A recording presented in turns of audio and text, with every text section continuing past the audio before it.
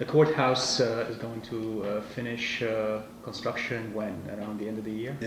August 18th, I think, is the date.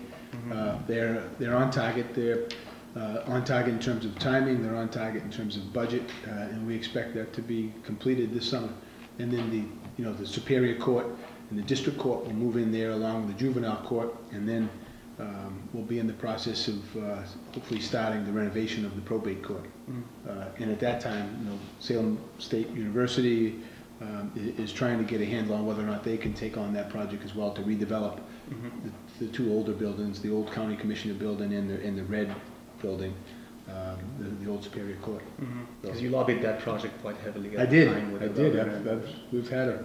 Yeah. That was back with Governor Romney, in fact. So. I mean, every time you promote investment in the state, you're promoting also the investment for the private business at the same time. Right. Public investment brings in private investment, absolutely. No, the courts, the courts are, along with tourism, are the backbone of our community. There's over 400 lawyers in the city of Salem, all their offices, all the sort of services that go along with that. Yeah, it spurs up more development, I think, and it's good for the thing. The mass probation reforms, what's on that agenda? That's a O'Brien case. That's a interesting dilemma, because I have to say I am one of the representatives who believes part of my job is to help folks seek employment as well. That's not to say that anyone should get a special advantage. All I expect is that they get a fair shake, and if they're qualified for the job, then they should get the job.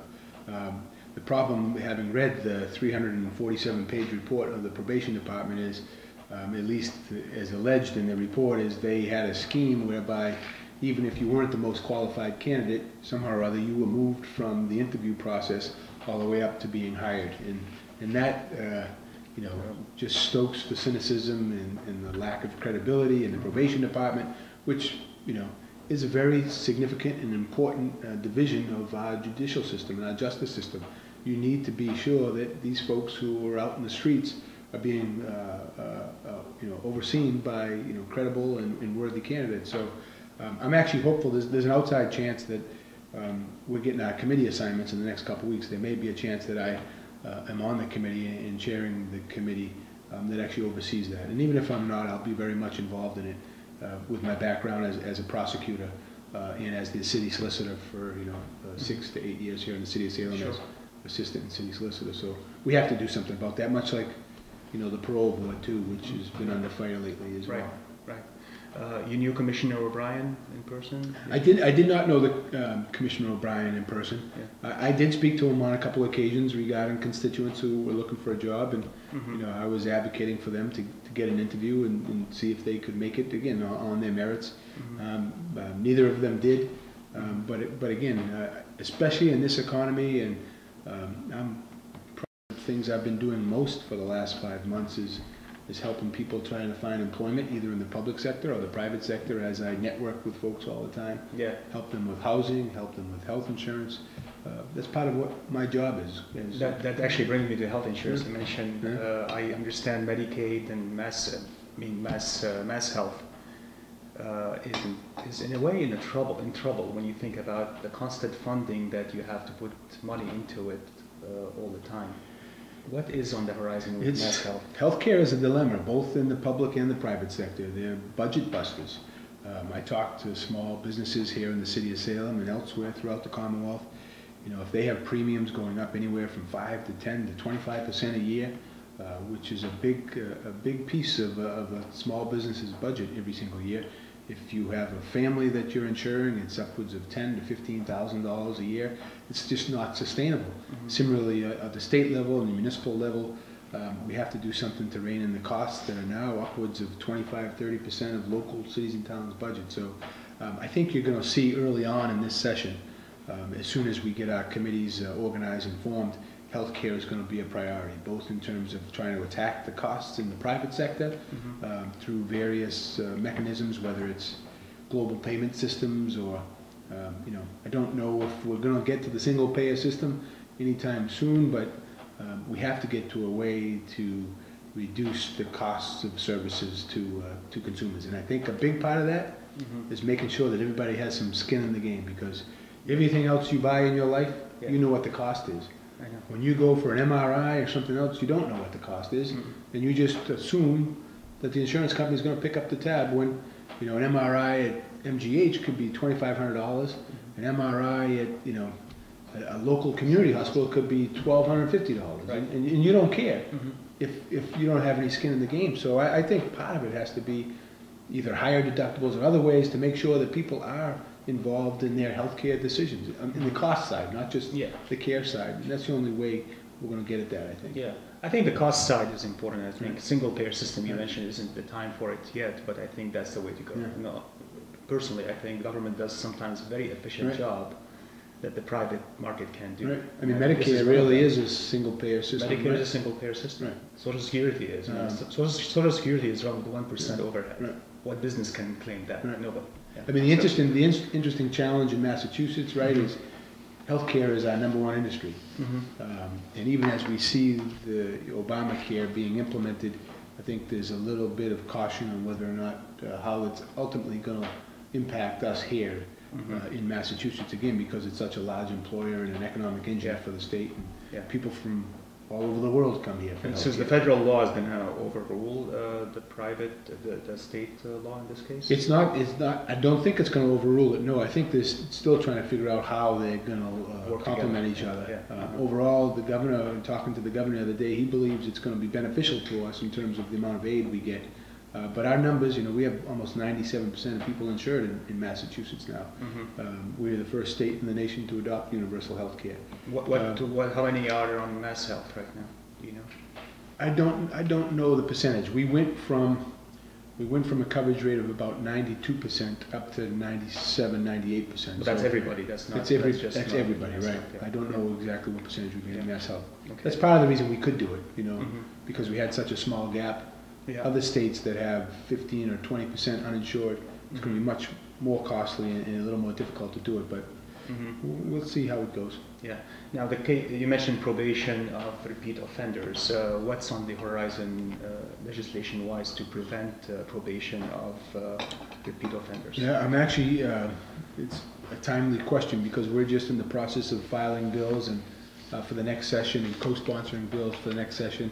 And one of the bills that the governor is going to be proposing, but several other legislators are also proposing is, I don't want to call it third strike and you're out, but on the third felony indictment and conviction, it would be required that you get the maximum sentence. So for example, in the Sinelli case, if his maximum sentence was 15 to 25 years, he'd get the 25 years on that third offense. That's good. Yeah. And I'm supportive of that. Sure. Again, I'm not looking to place blame on the parole board in terms of what their decision was, but it's a little suspicious to me, in fact, why someone with that type of record actually got 3 15-year sentences concurrent instead of on and after, which would have put him in for 45 years, basically the rest of his natural life. Yeah. So anytime a tragedy like that happens, it's just horrible, and hopefully we can learn from it. Great.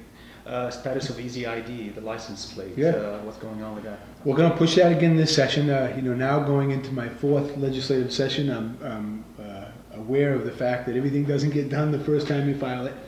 So Senator Tyra and myself will push that again this session. To me, it's a no-brainer, quite frankly. It makes all the sense in the world for those who may not be as familiar with it. You know, the license plates we have now have 6 letters or numbers on them. This would go down to 4. With symbols. And a symbol, Yeah. a heart or a clover or whatever. And the statistics in terms of your ability to remember what that license plate is goes from the millions down to, I think, the thousands in terms of your ability to be able to remember that. So it makes sense in terms of crime solving. It makes sense in terms of police officers being able to see the size of the numbers on the plates, and it makes sense in terms of just ordinary folks being able to remember whether it's a hit and run or otherwise what it says. So, and there'll still be ample numbers in combinations that make it easy to basically transform into that. So we'll push that again this session. Yeah, yeah. We had the death of Sergeant Ayub last month in Salem, the first casualty of the Afghanistan war.